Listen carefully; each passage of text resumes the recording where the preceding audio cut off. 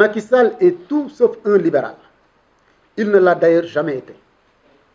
C'est un maoïste de lait et de sang encagoulé dans un masque libéral. Qui ne se souvient pas quand il disait au début de son magistère qu'il n'avait pas encore décidé s'il était libéral ou pas lorsqu'un journaliste lui avait posé la question de son appartenance idéologique. Ce qui l'intéresse à travers ce congrès, ce n'est pas la promotion des valeurs libérales. Car, au vu de ce qui précède, nous savons tous maintenant qu'il est allergique à ces valeurs du libéralisme que sont la liberté, les droits humains, l'état de droit, la démocratie libérale, etc. Ce qui l'intéresse, c'est plutôt comment utiliser la tribune que lui offre ce congrès en tant que candidat sortant pour non seulement couvrir tous les cas flagrants d'atteinte aux valeurs libérales qui ont jalonné son catastrophique mandat, mais aussi et surtout pour se refaire une certaine santé politique avec la présence de délégués venus de l'étranger, histoire de vendre des illusions et une fausse image au monde. Il tenait vaille que vaille à abriter ce congrès à 2 mois de la présidentielle alors que son parti n'était et n'est seulement qu'observateur. Son parti n'est pas encore membre de plein droit. La preuve que Macky Sall tenait à ce congrès vient du fait que c'est lui-même qui avait profité de la tribune de l'Assemblée générale des Nations unies de septembre 2017 pour aller en personne vers la délégation de l'Internationale libérale, quémander la tenue du congrès à Dakar, sachant qu'on serait à seulement 2 mois de la présidentielle.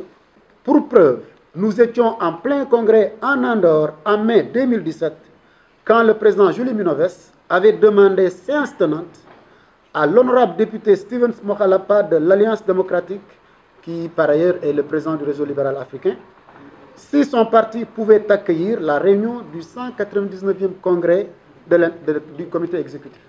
Rewmi reste et demeure attaché aux principes fondateurs de cette belle fédération internationale des partis libéraux du monde. Il lui renouvelle toute sa confiance et en reste membre à part entière qui ne ménagera aucun effort pour sa réussite. Ce n'était pas de gaieté de cœur que notre parti avait pris une telle décision, mais des libéraux authentiques n'agiraient pas autrement et nous espérons que l'Internationale libérale saurait le comprendre.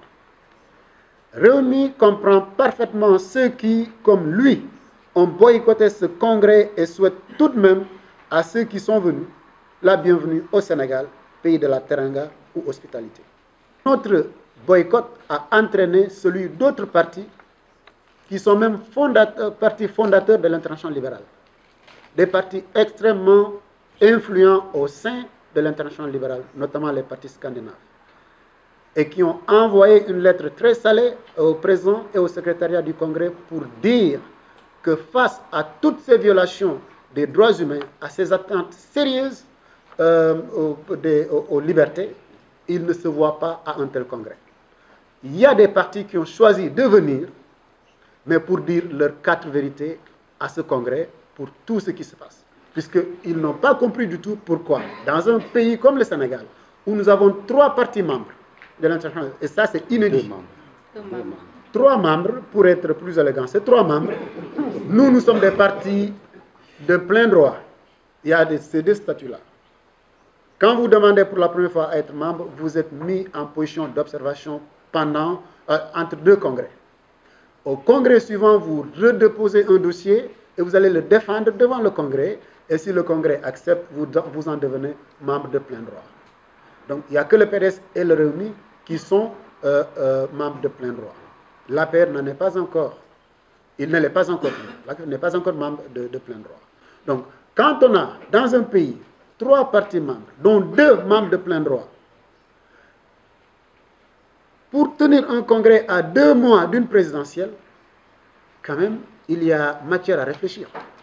Quand j'ai posé la question au secrétaire général de l'Internationale, si dans les archives, il y a eu un précédent, je savais qu'il n'y en avait pas eu, eh bien la réponse c'était, malheureusement, il n'y en a pas eu.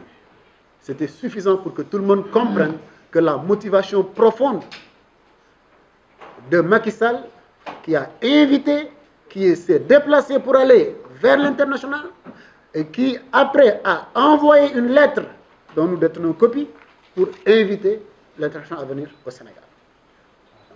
Il ne peut pas faire autrement parce qu'il sait qu'il n'a absolument rien fait qui prouve qu'il est libéral, mais il faut cette caution de l'international et eh bien il faut tout faire et c'est attacher les services d'un ancien secrétaire général, malheureusement, qui a